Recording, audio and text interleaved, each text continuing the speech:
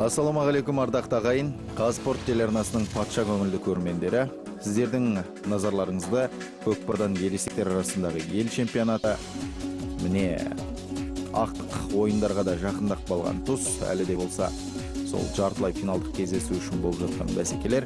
Бүгін сіздердің алдарыңызда өнер көрсететін қос команда Шығыс Қазақстан облысы мен Алматы қаласының балуандары бақ сынайды. Шығыс Қазақстан облысы өзінің көкпар командасының атына Алтай деп ат берген екен. Ал Алматы қаласы Алатау деген асқақ атпен бүгін ортаға шығып отыр. Ал өздеріңізбен бірге дәл осы бәсекені тамашалайтын комментаторларыңыз Қайырхан Мәулен. Сонымен әуелі Алтай көкпар командасын таныстырып өтейік.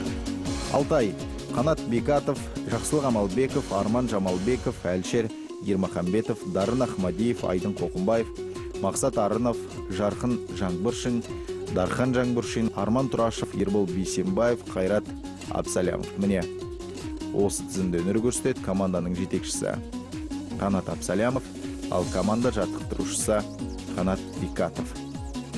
Мінекей дәл осы жігіттер ал сіздердің алдарыңызда тұрған Алматы қаласының Алатау көкпар командасымен бақ сынайды. Алатау командасын таныстыратын болсақ, Дулат Батырбеков бастайды, Ақылбек Қымызбаев, Ақан Пірімқұлов, Серік Жүнісбаев, Мадияр Сейдалиев, Ерболат Әбдіразақ, Нұрлан Бейсенбаев, Елдос Өркенұлы, Нұрсұлтан Смағұл, Талант Қыстықбаев, Жандос Рақатов, Өмірбек Төлеев 12-ші нөмірде өнер көрсетеді. Міне дәл осы жігіттер дәл осы ойынға әділ төрелік ететін ортадағы төреші мінекей Бақытжан Төлегенов, ал қапталдағы төрешілер Бақытжан Меңдіғалиев, Жарқын Аманқұлов, Ақберді Бекболатов. Бүгін өте тартысты, нәтижелі ойын болады деген сенім бар. Жалпы қос команданың әлеуеттері қатар. Сондықтан ең қызықты бәсекелердің бірін бүгін тамашалаймыз деген сенімдеміз ардақта ағайын. Ал келесіде біз Оңтүстік Қазақстан облысы мен Қызылорда облыстарының палуандардың арасындағы тартысты көретін боламыз. Ал бұған дейін сіздер ардақта ағайын Алматы облысы мен Атырау қаласының, яғни Атырау облысының Үшқоңыр мен Нарын көкпар командаларының арасындағы ойынды тамашаладыңыздар. Және қорытынды есепте 2-4 есебімен Нарынның пайдасына шешілген болатын.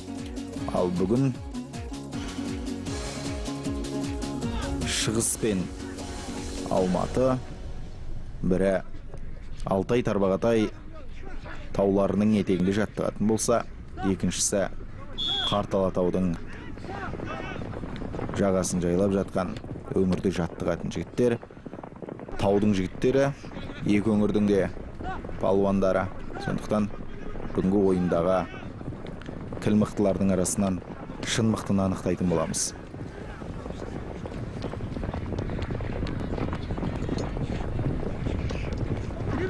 Мінекей Серкені серпе тартып жерден көтеріп ап,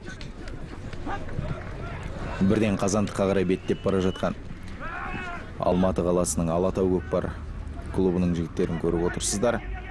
Әуелі өз Қазандығының маңына барып, асықпай, аптықпай Серкені тақымға басып алды.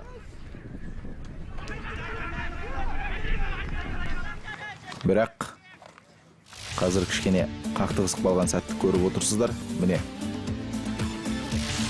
Серкеге қатысы жоқ болса да, Өмірбек Төлеев осылайша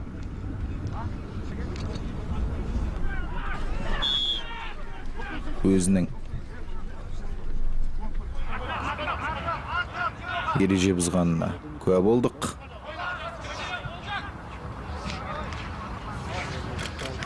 Жекпе-жек сайысы ортада орын алып, алматылықтар бұл жола Серкені өз тақымдарында қалдыра білді. Енді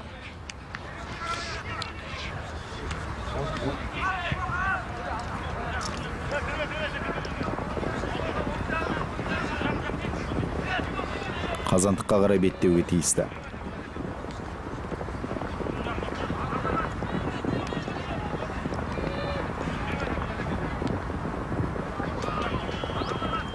Мінекей қазір Ақылбек Қымызбаев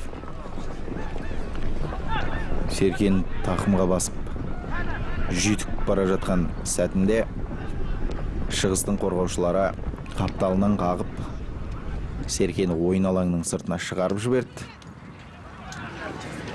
Ал қазір қайтадан ортада екінші жекпе-жек сайысы бүгінгі бәсекеге байланысты.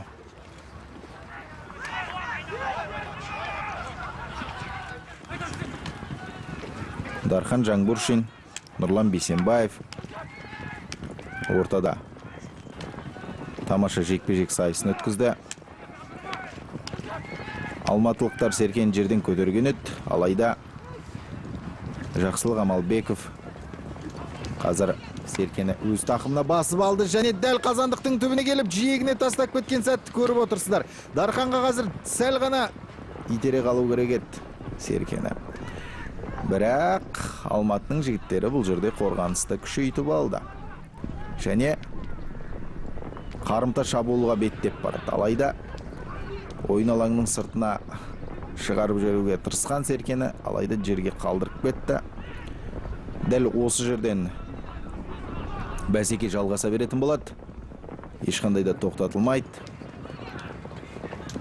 Бұл көкпар бәсекесінде Серкені ойын алаңына шығарып жіберу, ойын алаңның сыртына шығарып жіберу бұл өте көп қолданатын және өте жақсы әдістердің бірі қорғаныста.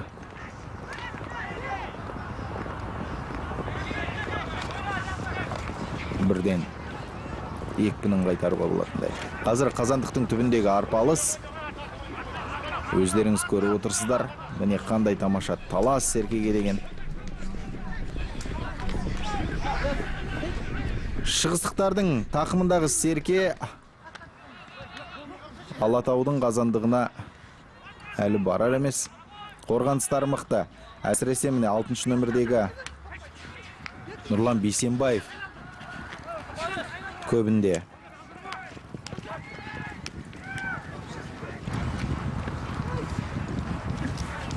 Барын салуда.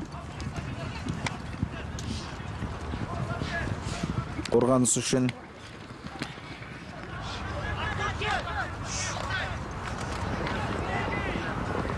әлде болса ешқандай есеп ашылған жоқ. Дегенмен қос командадағы жігіттердің біз сөз басында айттық, бұл екі ұжымның да әлеуеті қатар, күштері шамалас. Сондықтан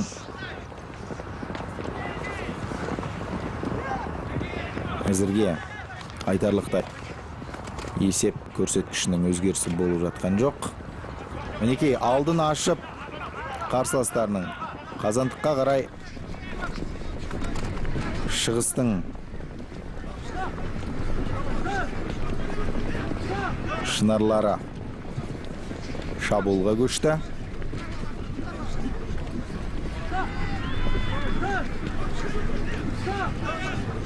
Мінекей ойын алаңның ішіндегі Серкеге дейтін таласты көріп отырмыз. Жалпы ардақты ағайын, бұл ересектер арасындағы ел чемпионаты Қазақстанда 21-ші рет ұйымдастырылып отыр. Бұл деген сөз ұлттық спортымыздың белгілі бір деңгейге көтерілген айғақтаса керекті. Неге десеңіз, дәл осы көкпар әлем халықтарының бірнеше мемлекетінде бар. Әсіресе мынау қырғыз, өзбек халқы осы Ақсеркені көп тартады. Бірақ бұл мемлекеттерде біздің еліміздегідей жағдай жасалмаған, арнайы түсірілім жасалып, арнайы хабарлар дайындалып, медиа қолдаудың да өте ерекше екенін өздеріңіз жақсы білесіздер. Қалаберді ұлттық спорт түрлері қауымдастығы бар республикалық елімізде. Сол қауымдастықтың бастамашысы болуымен көкпардың штаб пәтерін Бішкектен Астанаға алдыртты. Соның нәтижесінде ең алғаш Азия чемпионатын өткізген болатын. Көкпардан сол кезде біздің жігіттеріміз көкпардан Қазақстан ұлттық құрамасы ақтық бәсекеде Қырғыз құрамасын жеңіп чемпион атанғанда. Жалпы алдағы жылы Экспо 2017 көрмесіне орай шеттен келетін қонақтарға қызықты тартысты бәсекені ұсынудың мақсатында дәл осы көкпардан әлем чемпионатын өткізуді жоспарлап отыр. Дәл осы әлем чемпионаты көкпардың әлемдік деңгейге көтерілуіне сеп болатынына біздің сеніміміз мол. Жалпы қазір осы халықтық бірнеше мемлекеттердің ұлттық спорт түрлеріне арналған халықаралық қауымдастық құрылды. Дәл осы қауымдастықтың аясында осы жылы Қытай Халық Республикасында аударыспақтан Азия чемпионаты екінші рет жалауын желбіретті. Ал үлкен халықаралық деңгейдегі, әлемдік деңгейдегі жарыстардың баршасы да енді бұйыртып жатса сол халықаралық қауымдастықтың аясында өтпек деген ниет бар. Ол өз кезегінде басқа елдердің осы біздің ұлттық спортымызбен айналысып дамуына үлес қосуға, әлемдік деңгейге көтерілуіне септігін тигізетін болады. Ал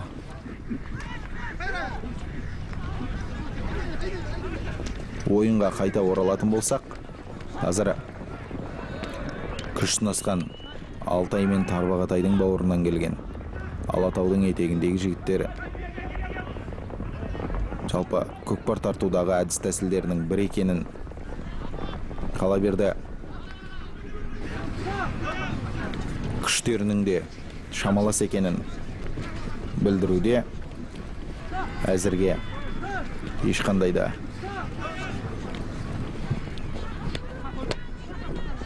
салым салынған жоқ. Ең алғашқы Нұрлан Батырдың дәл қазандықтың жиегіне қалдырып кеткен серкесінен бөлек жақындаған серкені қазандыққа көре алмай отырмыз. Және қазір тамаша шабуыл жасап салым салуға ыңғайлы сәт болған. Алайда Алматының жігіттері қорғаныста тас қамал екендіктерін тағы да бір көрсете білді. Шығыс Қазақстанның жігіттері де дәл осы қарқындарынан қайтар емес. Қараңыздар, қандай тартысты бәсеке. Аттың сауырына қамшыны басып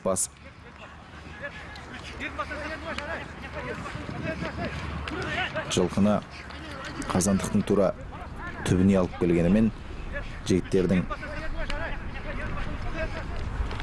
бір-біріне салым салуға ешқандай мұрша бермей жатыр қос командада.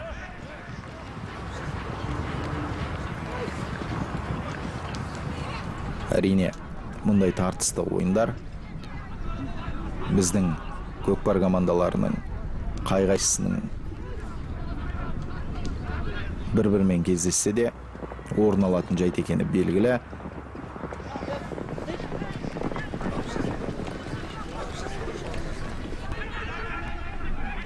Құрметті көрермен, өздеріңізге түсінікті болу үшін айта кетейік, кәдімгі қос команданың киімдері бір-біріне қатты ұқсас, бірақ төбесінде қара көк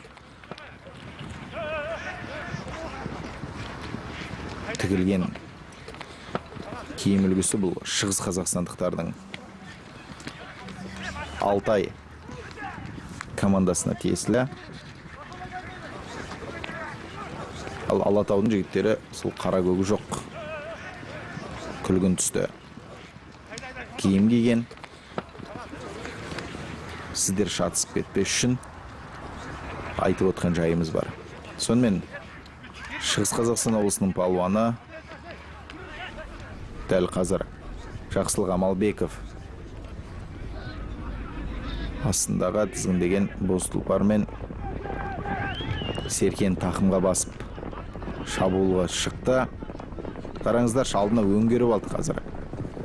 Енді салым салу ғана қалған секілді. Алайда Қабая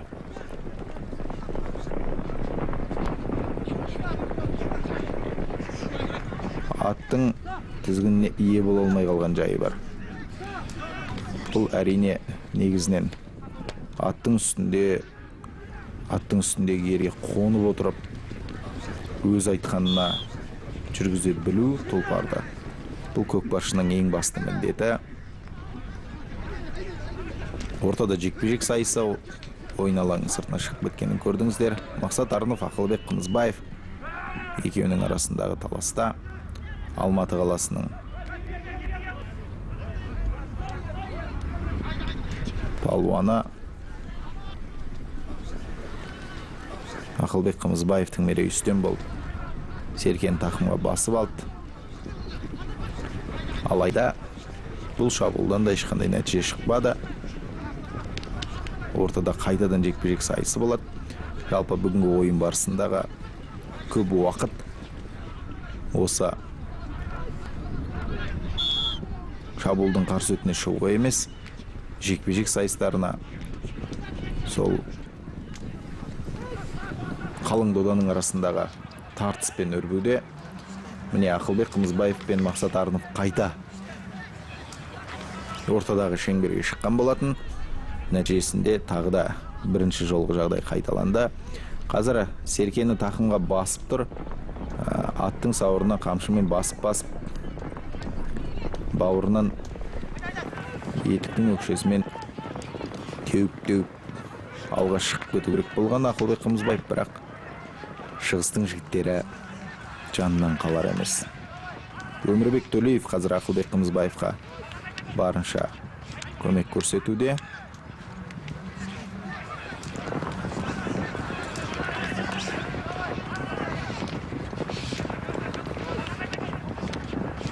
Мінекей Серкені алдынан алып тақымға қысты. Алайда ат екпінімен қаққан шығыстың жігіттерін көрдіңіздер. Төреші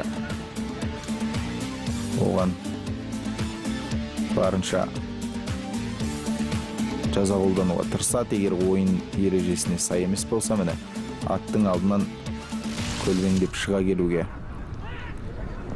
ескерту жасағанын да көрдіңіздер. Ақылбек Қымызбаев тағы да шабуылға шыққан сәтін көріп отырсыздар. Және дәл қазандықтың түбінде, бірақ бұл шабуыл нәтижесі аяқталды, ардақтағы ағайын.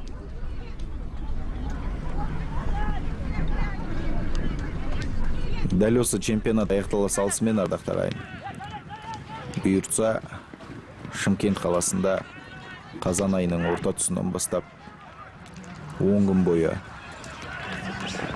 22-ші ел чемпионаты өтеді. Сол бәсекеде жалпы тек облыстық құрама командалар емес, клубтар арасындағы жекпе-жектер болады деп күтілуде. Кәдімгі ашық чемпионат өткізуді мақсат тұтып отыр ұйымдастырушылар. Қазір міне Алматының жігіттерінің шабуылы дәл қазандықтың түбінде. Және салым, ардақтағы ағайын. Өте тамаша ардақтағы ағайын. Өздеріңіз көрдіңіздер. Жалпы Алматы қаласының осылайша алғашқы салыма түсті қазандықтың түріне.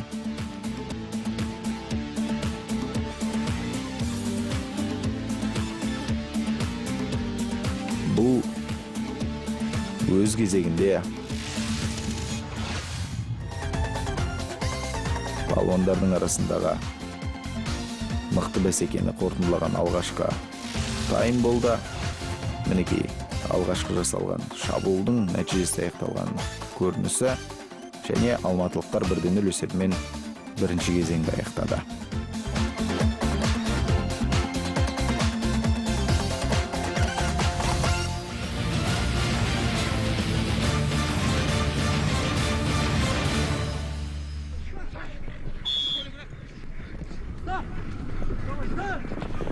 Ардақты ағайын, міне шығыстықтар мен Алматы қаласының арасындағы жекпе-жекте бірінші кезеңде алматылықтар 1-0 есебімен дәл ойын аяқталар тұста 20 минутта салып кеткенін өздеріңіз көрдіңіздер. Ал енді екінші таймда да дәл сол қарқында шабуылдармен ойынды бастады. Бірінші кезеңдегі қарбалас, бірінші кезеңдегі талас тартыс әлде өрбуде. Қабая Серкенің салмағы ауыр болды ғой деймін.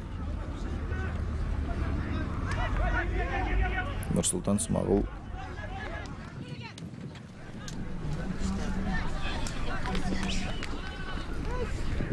Серкемен бірге жерге өзі де құлап түскенін көрдіңіздер.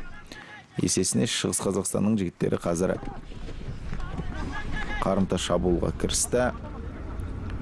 Мінекей атты қамшылап, атойлап Қазандыққа қарай басып барады.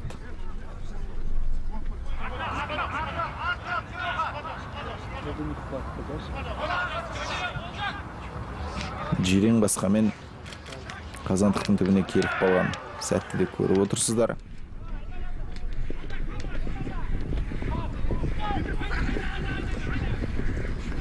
Қараңыздар, қандай әдемі тактика, қандай әдемі көрініс. Міне дәл Қазандықтың түбіндегі жағдай және салым салуға мүмкіндік бар секілді. Қазір сәл ғана ту сыртынан айнала кету керек қалың доданың. Алайда алматылықтар Қазандықтан алыстатып жіберді, бірақ аттың басын кері бұрып айналып Алатаудың қазандығына келіп жайғасқан шығыстың жігіттері бұл шабуылдардың нәтижесі аяқтады. Әлде болса ойын көркін қыздырып отырған жігіттер таласып жүріп ойын алаңның сыртына шығып кеткенін көріп отырсыздар. Қазір Бақытжан Төлегеновтың ысқырығынан кейін ортада жекпе-жек сайысы орын алады.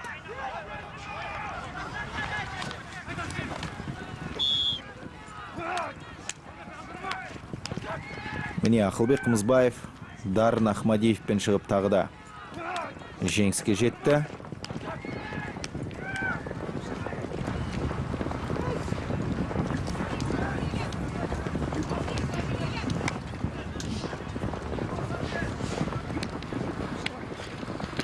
Әдемі шабуыл жалғасып келеді. Енді осыны салымға ұластыру керек еді, алайда дәл Қазандықтың түбіне келген кезде жолынан тайып кеткен Ақылбек Қымызбаевты көрдіңіздер. Міне командалық әріптесі Қара Тұлпар мен Қарагер Қасқамен қайтадан шабуылды жалғастыруда. Бірақ қорғаныс күшті сияқты ардақты ағайын, өздеріңізде қараңыздар. Шығыстың жігіттері жан-жақтан қаумалап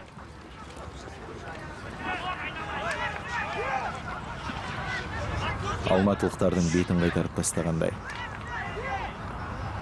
Әлде болса мүмкіндік бар. Қазір күтпеген жерден алды ашылып тамаша салым салуға мүмкіндік алуы мүмкін.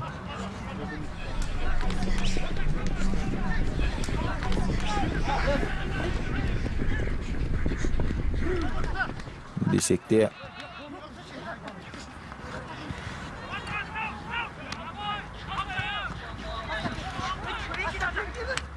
бұл жігіттер әлі де бір-біріне алдырар емес. Бұл ардақты ағайын, сіздер тамашалап отырған көкпардан ересектер арасындағы ел чемпионаты. Әзірге есеп 0-1. Алматы қаласының Алатау көкпар командасының пайдасында бір салыммен алда келеді, бірақ есепті теңестіру аса бір қиынға соғатын шаруа емес. Бір Шығыс Қазақстандықтардың тарапынан жасалған сәтті шабуыл есепті теңестіріп кететіні белгілі.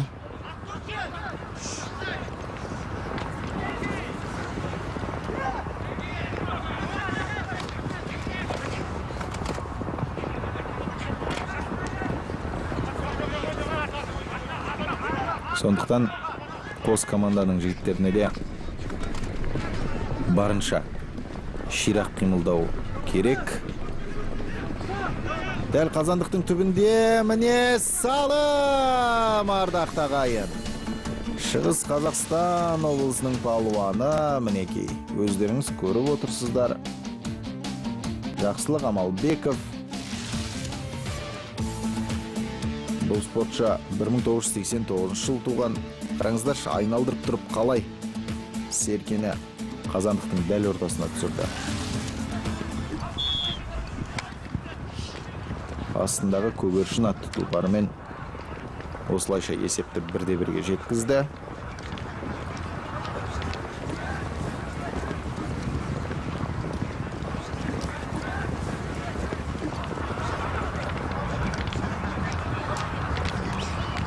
Алматылықтар шабуылға шықты, бірақ дәл қазандықтың түбіне келген кезде расымен де жолдарынан айнып кетеді. Оның да өзіндік себебі бар шығар. Аттың екпіні, шабысы қаттырақ болып қалуы мүмкін. Бірақ қазандықтың дәл түбіне келген кезде атты тоқтата білу осы көкпаршыға ең бір қажетті қарекет. Командалық әріптесіне Серкені ұзатқан болатын, бірақ одан дұрыс нәтиже шыққан жоқ. Қазір төрештің ысқырығы керек секілді.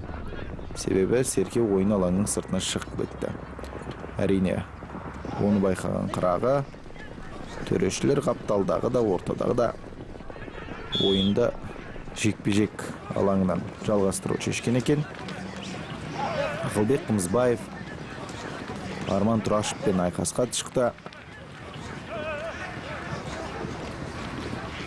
Бұл жерде енді аттың да, адамның да бабы мен бағы қатар сыналатын сайыс. Ақылбек Қымызбаев әлде ешкімге дес берер емес дәл осы жекпе-жек сайысында, бірақ шабуылдары кішкене нәтижесіз өрбуде.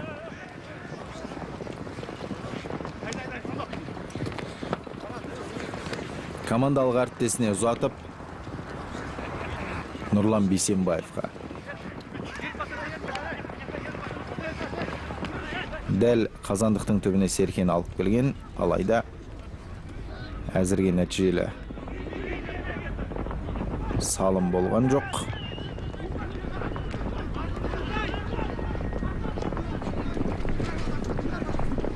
Серкені қазандықтың дәл ортасына түсуге лақтыра алмай жатыр.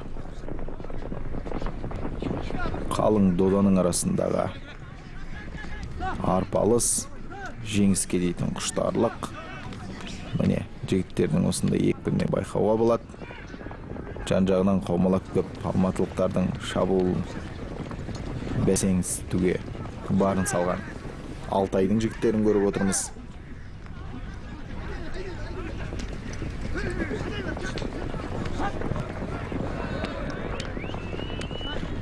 Ойынның барысы қос кезеңдегі де жігіттердің талпынысы, барын салып ойнауы, біздің сөз басында айтқан қос команданың күші тең дейтін сөзіміздің дәлелі болып отырғандай. Қазір тағы да ойын алаңның сыртына шығып кеткенін көріп отырсыздар. Ортада қайтадан жекпе-жек сайысы. Біз алматылықтардың тарапынан дәл осы ойынның барысында 1-1 рет жеңілмеген Ақылбек Қымызбаевты көреді ме екенбіз? Оны бірер секундтардан кейін білетін боламыз. Ардақты ағайын, міне төрешінің ысқырығы және ортада Ақылбек Қымызбаев тағы да және Ербол Бейсенбаев. Тағы да мінекей Ақылбектің қол созған іс-қимылы Серкеге нәтижесіз болып қалды. Десек те әлі жекпе-жектің уақыты аяқталған жоқ. Ескерте кетейік, дәл осы жекпе-жек сайысына 2 минут уақыт беріледі. Сол 2 минуттың ішінде жерден Серкені көтере білуге керек, әйтпесе атты адам да ауысатын болады. Қазір Ербол Бейсенбаев көтерген болатын Серкені, алайда қайтадан түсіріп алды. сөйтіп шеңбердің сыртына шығарды. Енді барлық команданың өкілдері ат салысатын болады көтеру үшін. Және бұл жердегі серке 1 минуттың ішінде жерден көтерілуге тиісті. Егер ондай жағдай болмаған кезде ортадағы жекпе-жек алаңға қайтадан бір серкемен 2 адамға толатын болады. Десек те, серке жерден 1 минуттың ішінде көтерілгенімен қайтадан ортада жекпе-жек сайысы жалғасады екен. Неге десеңіз, оның басты себебі серке ойын алаңның сыртына шығып кетті. Тағы да сол қос батыр, сол қос палуан жекпе-жекке ат қосып отырған, бір-бірінің тәсілдерін өте жақсы білетін сияқты. Сондықтан әзірге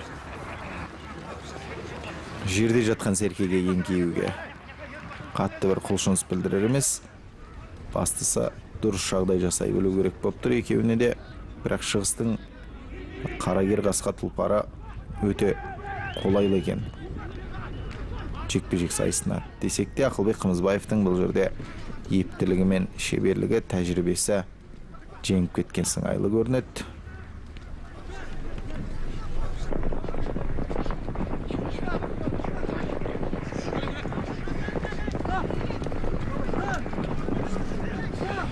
Қайтадан қалың доданың арасына кіріп кеткен серкені көріп отырсыздар.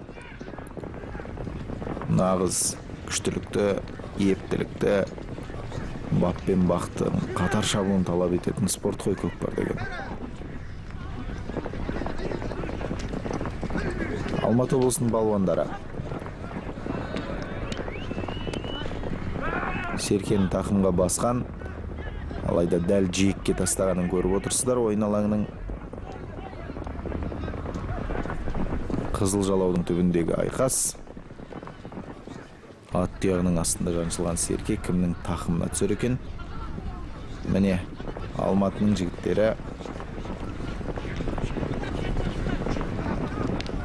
шабуылға шықты, алайда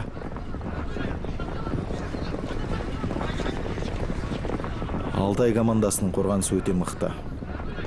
Бұл жерде аттар шалынып бір-бірінің асты үстіне түсіп жатқанын көріп отырмыз.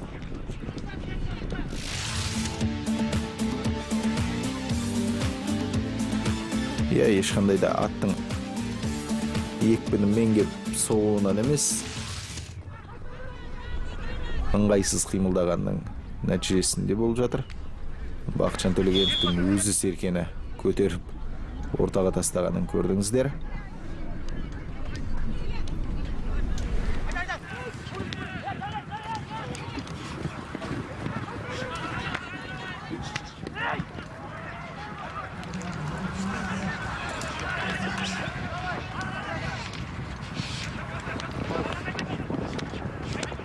Бүгінгі ойын осылай тең аяқталар ма екен?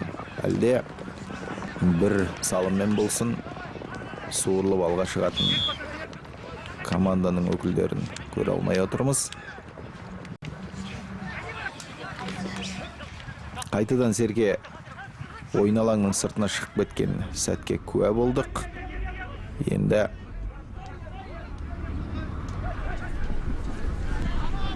ортада қайтадан жекпе-жек сайысы. Жалпы көптеген атбегілер, осы көкпардың мамандары дәл осындай күштің қатар келіп тең түсіп жатқан жағдайында бастысы қорғанысты күшейту керек дейтін пікір айтады. Себебі расымен де жеңістің алғашқы жолы бұл қорғаныс. Әуелі қорғанысты қатырып, одан кейін барып шабуылға қарай шынықтан абзалырақ. Ақылбек Қымызбаев тағы да серкені жерден көтеріп, жекпе-жекте өзінің мықты екенін дәлелдегендей.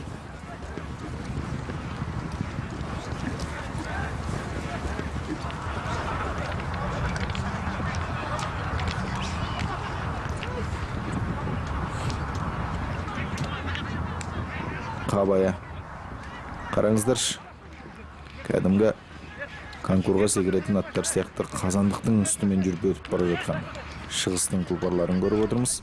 Енді қанша дегенмен тауда тұяғыға тайған сәйгүліктер ғой.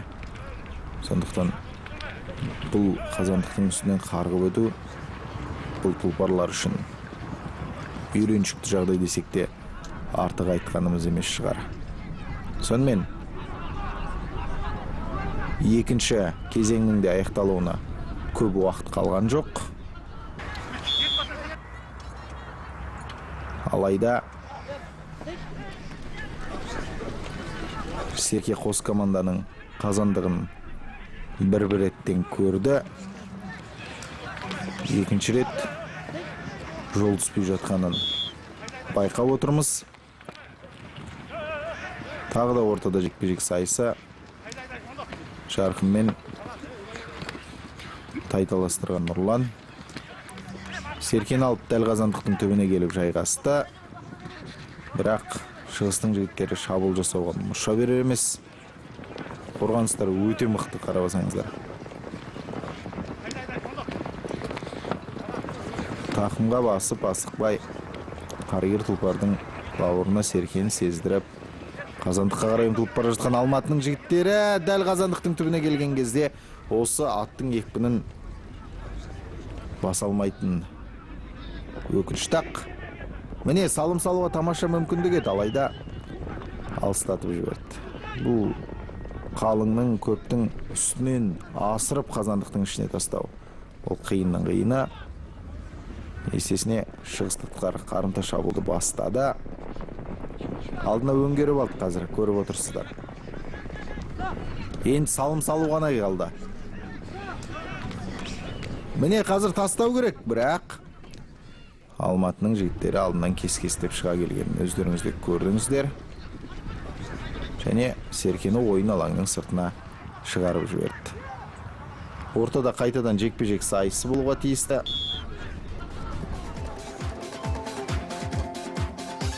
Осылайша Алтай мен Алатаудың арасындағы бәсеке 1-1 есебімен аяқталды.